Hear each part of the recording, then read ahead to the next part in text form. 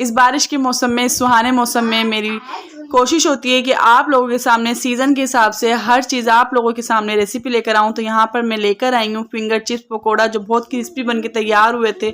इसको सबने बहुत शौक से खाया था और ये इसको आप ग्रीन चटनी के साथ, रायते के साथ, केचप के साथ बहुत मज़े लेके इस मौसम को एंजॉय कर सकते हैं। तो यहाँ पर ये देखिए मेरे क्रिस्पी बन के तैयार हुए थे। तो ये देखिए मेरे कितने मज़ेदार पकोड़े तैयार हो गए हैं।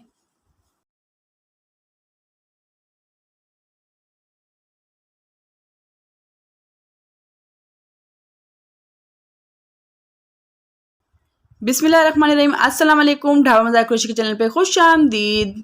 यहाँ पर मैंने कुटी मिर्ची ली है 1 टीस्पून, हाफ़ टी स्पून पिसी मिर्चें, हरी मिर्चें ली हैं 4 से 5, नमक हाफ़ टी स्पून, प्याज तकरीबन मेरी 6 से 7 प्याज हैं, इसको मैंने बारीक चॉप कर ली हैं। और ये चिकन पाउडर है 1 टीस्पून, बेसन है हमारा यहाँ 1.5 पाव जितना। और यहाँ मैंने आलू लिए हैं 6 से 7 मैंने आलू लिए हैं, उसको प्याज 7 अदद, आलू 7 अदद, बेसन 1.5 पाव, लाल मिर्च कुटी 1 चम्मच, लाल मिर्च पाउडर आधा चम्मच, नमक हस्बे ज़रूरत, हरी मिर्च 5 अदद, चिकन पाउडर 1 चम्मच, कुटे धनिए 2.5 चम्मच। फिंगर चिप्स स्टाइल में काट लिया है और प्याज को भी मैंने इसी स्टाइल में लंबे फिंगर चिप्स की तरह, जिस तरह मैंने आलू काटे हैं इस तरीके से मैंने प्याज भी कट कर ली थी।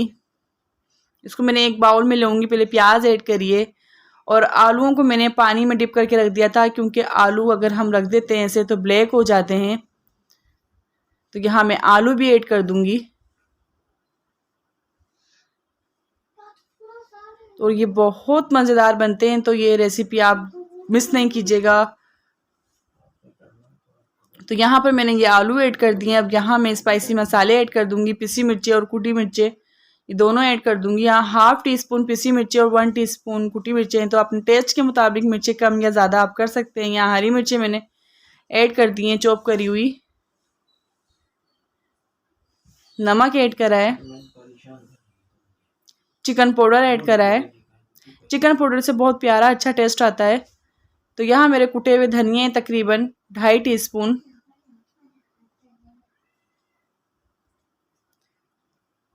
और यहाँ मैंने बेसन लिया है। बेसन हम देखते हैं इसमें कितना ऐड होगा, तकरीबन सारा ही ऐड होगा। पहले मैं इनको मिक्स कर लूँगी अच्छा सा,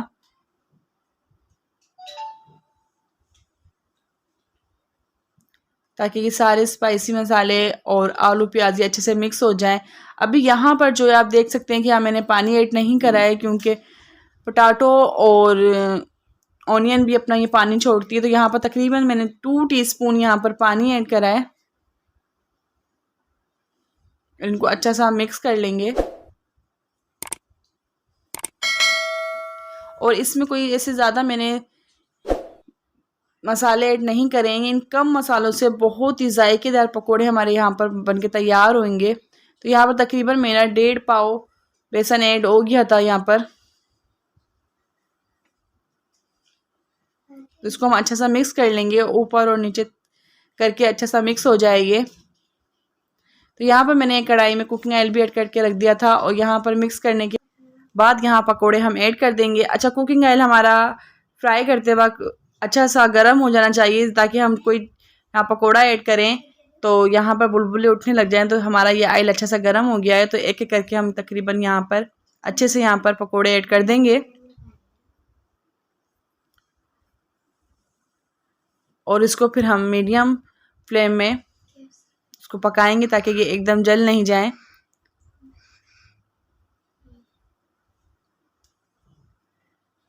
तो यहाँ पर हम उसको अभी फोल्ड नहीं करेंगे, यानी कि ऊपर नीचे नहीं करेंगे।